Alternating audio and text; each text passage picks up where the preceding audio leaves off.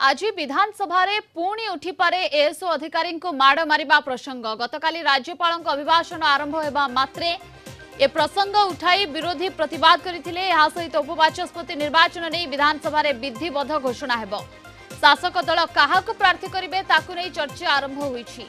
बड़साही विधायक सनातन बिजुली उदला विधायक भास्कर मड़ेई को नहीं चर्चा हेउछि। सेपटे आसंता काली उपबाचस्पति पद पई निर्वाचन तारीख धार्य करा दैछि। सीनियर करेस्पोंडेंट प्रतिकांत नायक अधिक सूचना पाई जोड़ी होती फोन लाइन रे। प्रतिकांत, आज उपबाचस्पति निर्वाचन नहीं प्रार्थित्व घोषणा करार संभावना रही एवं एएसओ को माड़ घटन आज सरगरम रहिबो गृह। देखंतु उपबाचस्पति पद पई आज विधिवत भाव में निर्वाचन जो होबो तार घोषणा करा जिवो। ता परवर्ती समय किए शासक दल तरफ किए कैंडिडेट होउचंती ऑपोजिशन तरफ किए कैंडिडेट हेबे कि नहीं से कथा जना पड़िबो। किंतु जदि आपण विधानसभा आजिर आभिमुख्य कार कोन रहिबो ता ऊपर जदि आमे आलोचना करिबा ताहले जेहेतु आरंभरू आक्रमणात्मक आभिमुख्य आपणइचंती बीजेडी और कांग्रेस।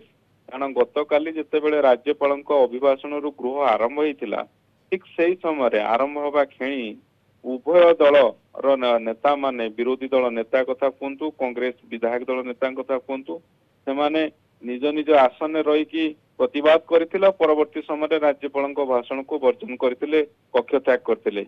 एबे मध्य से प्रसंग कारण गत काली आईन मंत्री जो स्टेटमेंट देइछन्ती ताकू नै कि मध्य बीजेडी प्रतिक्रिया प्रकाश करिछि। बीजेडी आईन मंत्री गत काली राज्यपाल पुओ जो एएसओ को माड़ घटना रे जो मंतव्य गणमाध्यम रखिचंती से गोटे कथा कही जे राज्यपाल कार्यालय पूरी जिलापाल को एक घटनार तदंत पाई निर्देश देइछि। तदंत रिपोर्ट 15 दिन भीतर आसीबो। तदंत रिपोर्ट रे जहा थिबो से अनुसार से जे भी के हेइताउना काई कार्यानुष्ठान निया जिवो।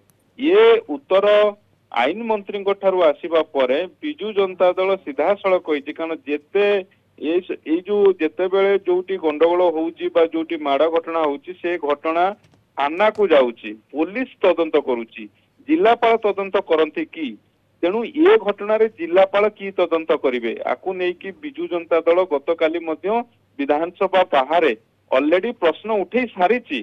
तेणु ये आईन मंत्री जो रही स्टेटमेंट रही ताकू नहीं कि आज विधानसभा बीजेडी और कांग्रेस किभली आभिमुख्य रखुचन ता ऊपर नजर रही। किंतु एतिकी कहा जाई परिबो जेहेतु प्रथमरु उभय विरोधी बीजेडी और कांग्रेस सेमानकर आक्रमणात्मक भूमिका देखैचंती तेणु आज मध्य से प्रसंग उठी पारे। द्वितीय कथा उपबाचस्पति पद पाई आज विधिवत भाव में कारण उपबाचस्पति निर्वाचन है ना तेणु आज विधिवत भाव में विधानसभा से संपर्क घोषणा करा जिवो। आसंता काली निर्वाचन रही। ओके, बहुत बहुत धन्यवाद आपको समस्त सूचना और आलोचना पाई।